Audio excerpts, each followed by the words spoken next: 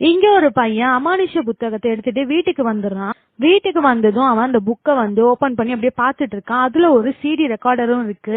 அதையுமே வந்து ஆன் பண்றான். அப்படியே இங்க வந்து அம்மா துணியெல்லாம் வாஷ் பண்ணலாம்னு சொல்லிட்டு லிப்ட்ல இறங்கி போயிட்டு இருக்காங்க.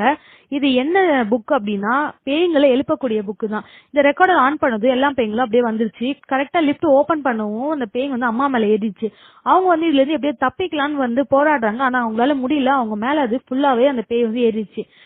நேரா வீட்டுக்கு வந்தவங்க பேனை எடுத்து முட்டையெல்லாம் உடைச்சு கருவோடய உள்ள போட்டு அப்படியே குக் பண்ணிட்டு இருக்காங்க. அவங்களுக்கு 3 பசங்க. அவங்க தங்கச்சியும் வந்து அந்த நேரம் வீட்டுக்கு வந்திருப்பாங்க.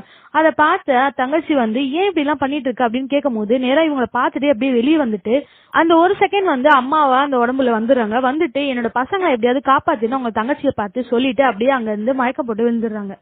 இத பார்த்த தங்கச்சிக்கு எதுவுமே புரியல. இவங்களை கூட்டிட்டு சரி ஹாஸ்பிட்டலுக்கு போலாம்னு சொல்லிட்டு வெளியே பாக்குறாங்க. வெளியே வந்து பார்த்தா லிப்ட் எல்லாம் வந்து டேமேஜ் ஆயிருக்கு. இங்க படிக்கட்டு எல்லாம் உடஞ்சிருக்கு. ஏன்னா கொஞ்ச நேரத்துக்கு முன்னாடிதான் அங்க நிலநடுக்கம் வந்திருக்கும். சரி என்ன பண்றதுன்னே தெரியாம இவங்களுக்கு மூச்சு பேச்சும் இருக்காது. அதனால இவங்க இறந்து போயிட்டுதான் நினைச்சு வீட்டுக்குள்ளேயே வந்து வச்சிருவாங்க. கொஞ்ச நேரத்துல அவங்களோட உடம்பு வந்து பேர்ன் ஆக ஆரம்பிச்சதும் அவங்களுக்கு எடுத்துட்டு போயிட்டு பாத் டப்ல வச்சு தண்ணிய ஊத்தி விட்டுருவாங்க. அங்க இருந்து தண்ணியில முக்கவும் அந்த பேய் வந்து அப்படியே பிச்சுக்கிட்டு மேல போய் நிக்கும். மேல போய் நின்றதும் எல்லாரும் ஆச்சரியமா அப்படியே பாத்துட்டு இருப்பாங்க. டக்குன்னு அது பாத் டப்புக்குள்ளேயே விழுந்துரும். விழுந்துட்டு அப்படியே பொறுமையா கை எடுத்துட்டு வந்து மேல வச்சு அப்படியே பொறுமையா வரும்.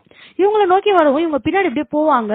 இந்த தங்கச்சி இருக்காங்களா அவங்களோட கையிலேயே கத்திய வச்சு அந்த பேய் வந்து குத்தி விட்டுரும். அதை பார்த்துட்டு இருந்த அவங்க பொண்ணு வந்து அம்மா ஏன் இப்படி எல்லாம் பண்றீங்க அப்படின்னு சொல்லவும் டக்குன்னு பொண்ணு மேல அந்த பேய் வந்து பாஞ்சிட்டு அவங்க அந்த பொண்ணு மூஞ்சிலேயே வந்து கீரல் போட்டுட்டு இருக்கும். அதை பார்த்த பையன் வந்து சேர வச்சு அவங்கள ஒரு அடி அடிக்கும். அது கீழே போய் விழுந்துரும். அந்த நேரம் பக்கத்து வீட்டுக்காரங்க உள்ள வந்து என்ன நடக்குது ஒரே சத்தமா இருக்குன்னு கேட்கவும் அவங்க மேல அந்த பேய் வந்து தாவிட்டு அப்படியே அந்த பேய் வந்து வெளியே வந்ததும் அவங்க தங்கச்சி வந்து கதவை வந்து க்ளோஸ் பண்ணிடுவாங்க. கதவை க்ளோஸ் பண்ணிட்டு இப்போ இந்த பேய்கிட்ட இருந்து எப்படியே தப்பிக்கலான்னு பாத்துட்டு இருக்கும் போதே மூஞ்சில கீரல் போடுச்சுல அந்த பொண்ணுக்கு மேலயும் பேய் வந்துரும். பேய் வந்துட்டு இவ ஒரு மாதிரி இவ கிச்சன்ல உட்காந்துருப்பா. என்ன பண்ற அப்படின்னு கேட்கும் போது இவ பின்னாடி திரும்பிட்டு கிளாஸ் பீஸ சாப்பிட்டுட்டு இருப்பா. அவ உடம்புலயே அந்த பேய் வந்து ஃபுல்லா வந்துரும். அத பார்த்த சித்திக்கு பயம் அப்படியே அழுது என்னடா பண்றதுன்னு யோசிச்சுட்டு இருக்காங்க. உள்ள பார்த்தா இந்த பேய், வெளியே போனா அந்த பேய், இப்படி 2 பேய் கிட்ட இருந்தோம். அந்த 2 பசங்களையும் சேர்த்து இவங்களையும் காப்பாத்தினாங்களா இல்லையான்ற ஃபுல் வீடியோ கீழே இருக்கு. ப்ளே பண்ணி பாருங்க. தேங்க்யூ.